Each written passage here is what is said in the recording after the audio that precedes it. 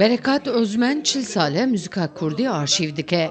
Li bajarê Amedê zilamekî heftê şeş salî li mala xwe müzika Kurdî kilamên dengbêjên radyoya Êrîvanê û dihokê kom dike.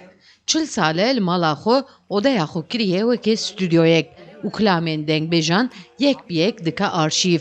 Mereka Bereket Özmen di salên şêstî de di dema xwendevanên zanîngehê de bûye bi guhdarkirina radyoya Bexdadê dest pê dike.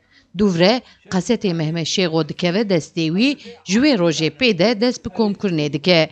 Di destpêkê de dikeve du kilamên Mehmet Şêxo. Duvre lêzê de dike û kilamên dengbêjên din jî kom dike. Vêga di destê wî de hemî kasetên Mehmet Şêxo û gelek dengbêjên din jî hene. بری شستی قرآب کی محبو نوی محمد صالح برکت اولی بو مقرا چی کری بو رادیو آنی بو آنو تو قطوت بون زنه آنو تو قطوت بون اونا مچول رادیو ایریوانه و رادیو بغداد ازگا ملد حساند یعنی او قرآبی ما جهنگانی و کیفام جو واستران رتی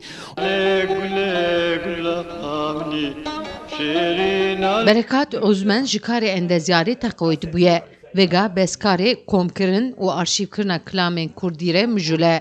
Herî zêde jî ji dengbêj Mehmet Şêxo û Meyremxanê hez dike. Di dolabê odeya wî de tije qesetin. Yek bi yek reqem daye stran û wan qesetan. Armanca xwe jî wisatîne ziman û dibêje divê kilamên dengbêjan bigîje nifşên nû ku ew jî xwedî lê derkevin. زنی 700 جیگابایت از بولو نزانم به چند دنگ بیشن 700 جیگابایت کرمانجی و 500 جیگابایت جی ترکیه هنه و از فهم گو افسترانه ما نفشه پیش مرش تورنه مرا بمینن اون دانه بن گو قصت کبه دسته میده از به بلکه دنیای ده اف قصت تنی هیا از وی قصت ایتینالی قید دکم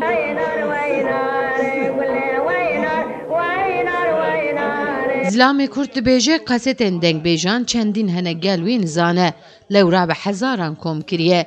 Ji Sûriyeyê bigirin heta Herêma Kurdistanê jî du kilamên dengbêjan çûye. Vêga dibêje karê arşîvkirina müzika Kurdî wî li ser piyadehê le. Sevda Kaplan, Kurdistan TV, Amed.